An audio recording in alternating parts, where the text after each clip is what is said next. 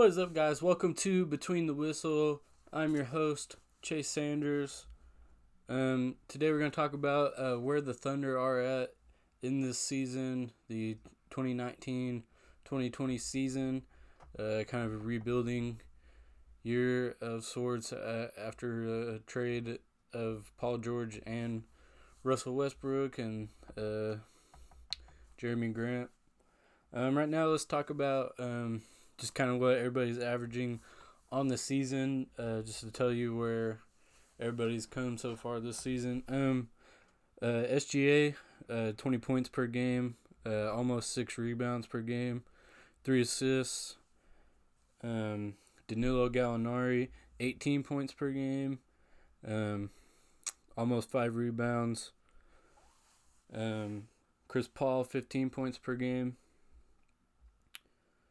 5.5 assists and almost 2 steals per game.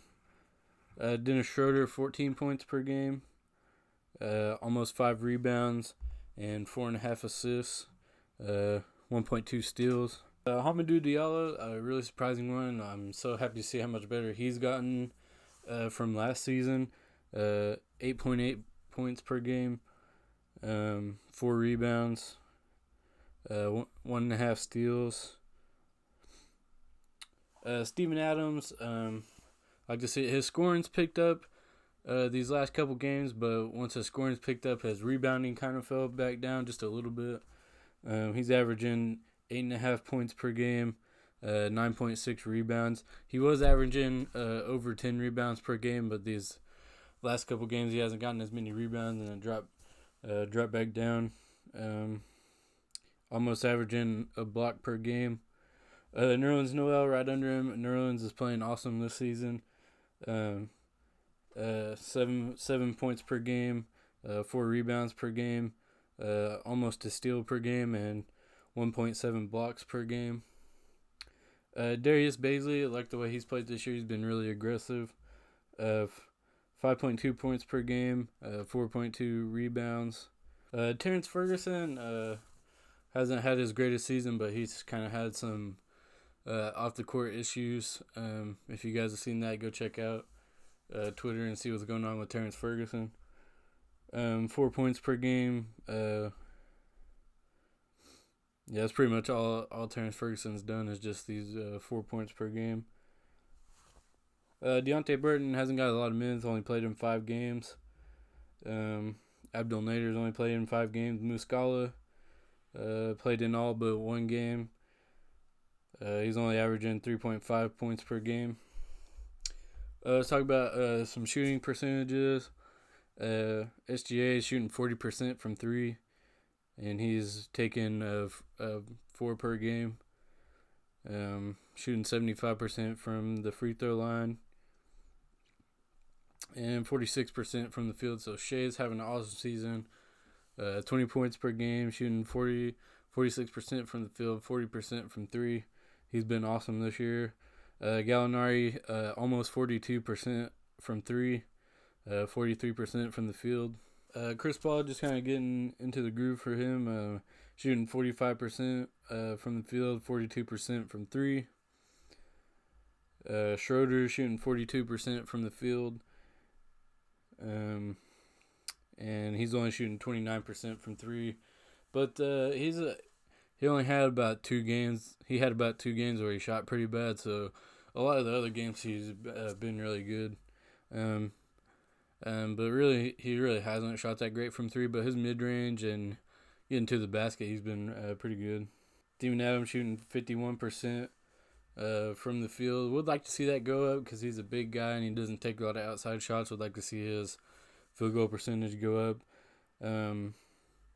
But it's if he takes some more shots, it might stay around there. I'd love to see him be more aggressive on the offensive end. Nerlens Noel shooting 64% from the field, 82% from the free throw line. Darius Bazley 40% from 3, which is really awesome because he kind of has taken a lot of threes. Obviously, in some games he's hit a lot, in some games he hasn't. Shooting 41% from the field. Terrence Ferguson, 38% from from three, but he's only taking 2 threes per game. He's not taking a lot of shots at all. Only averaging three shots per game. That needs to go up if he's going to be in the starting lineup. He has got to get those shots up. So that's pretty much that. SGA has been the leading scorer in the games 5 times. Schroeder's been the leading scorer twice. Chris Paul once. Gallinari 3 times. That's pretty much where we're at. Adams was rebounding really awesome in these first 4 games. Then his rebounding, ever since he came back from the knee injury, his rebounding slowed down a little bit, but he's scored a little bit more points. Again, I would love to see Terrence Ferguson and Steven Adams be way more aggressive on the offensive end. But again, Steven Adams kind of battling a left knee injury, just a contusion, and Terrence Ferguson going through some stuff off the court, but so hopefully midway through the season those guys' numbers pick up. Really, the Thunder have been competitive in every single game. They're sitting at 4-7. They've only had one bad loss to their last game against the Pacers, 111-85, but all their other games have been super close, all the way down to the wire. Yeah, the only game that hasn't been super close, like right into the last second, it was the Spurs game, 121-112.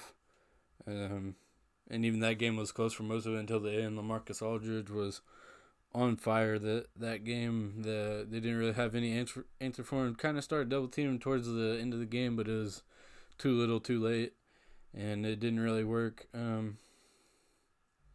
the Thunder right now are kind of a fringe playoff team, barring a big trade that doesn't really help out the Thunder this season. Maybe it'll help them out later on, maybe next year or a couple of years from now if they give us draft picks or a younger player, or maybe we get a young player who's really good who can help the Thunder this year and they kind of stay where they are.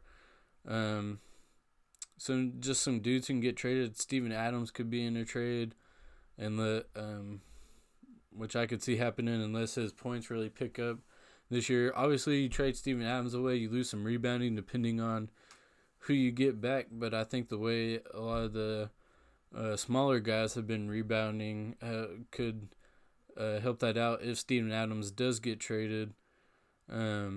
Obviously, I like Steven Adams, but if they do trade him and they don't get a center back, I think Nerlens Noel would be wonderful in that starting spot. He's proven that he plays good majority of the time when he's in that starting spot, and really the only big gap in the between Steven Adams and Nerlens Noel's stats are rebounds, and when he has started, he's been a pretty good rebounder, all except for one game. Let's talk about Billy Donovan a little bit. I did like the way Billy Donovan has come out of quarters, obviously except for the third quarter, because the third quarter is just death to the Thunder every single year. But really every other quarter, the way Billy has brought the team out has been pretty good. I have not liked the way he comes out of timeouts. Sometimes I just feel like we waste a timeout, like we just take one to take one. And sometimes he waits too long to call a timeout. I also don't always like his rotations. Kind of the way he finishes the game is kind of weird. And in the Indiana Pacers game, it felt like he just kind of gave up at towards the end of the first quarter, and it really just did feel like he gave up. I think he had Schroeder, Deontay Burton, Abdel Nader, Darius Baisley, and Nerlens Noel out there. Obviously, none of those guys are terrible. Unless, I don't know, a lot of people don't like Abdel Nader, but he's not terrible. But it kind of felt like a lineup that was just out there to play and not stay competitive in the game. Obviously, I love Nerlens. He's going to be a big piece all season unless he gets traded. Schroeder's going to be a big piece all season unless he gets traded.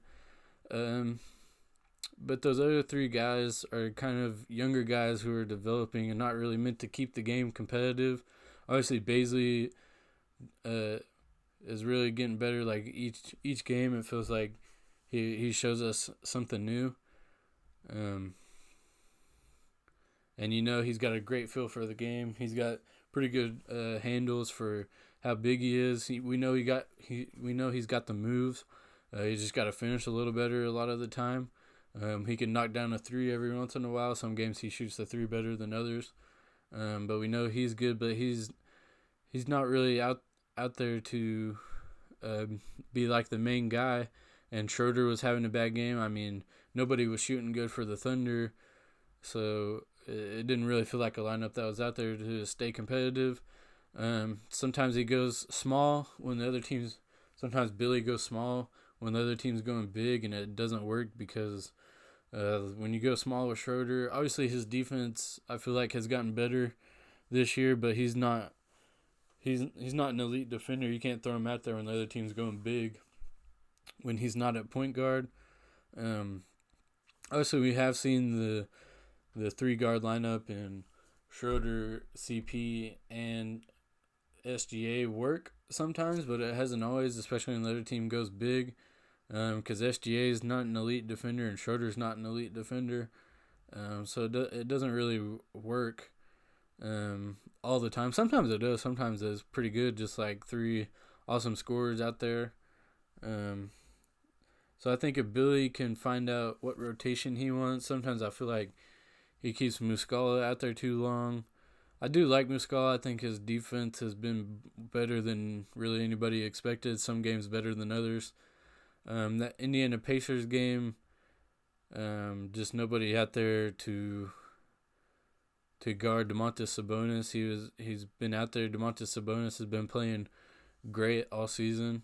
Averaging like 20 points and 14 rebounds, 13 rebounds or something like that. And really a game where I thought Steven Adams should have played a lot was a game that he didn't play a ton, and really in other games where he hasn't played that great, and I thought he shouldn't get as many minutes, or is where Billy throws him out there a lot. And as much experience as he has, if he's not playing good, you got to take him out. But yeah, that's just my thoughts on Billy Donovan's rotations. Again, like the way that we usually come out at the start of each quarter. Don't really love the way we come out of timeouts. Just kind of feels like a waste of a timeout sometimes. Sometimes Billy waits way too long to call a timeout.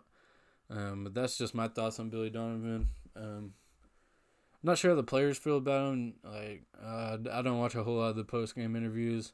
Maybe the players like him. But yeah, that's just my thoughts on Billy Donovan. Let's talk about Gallinari and Chris Paul.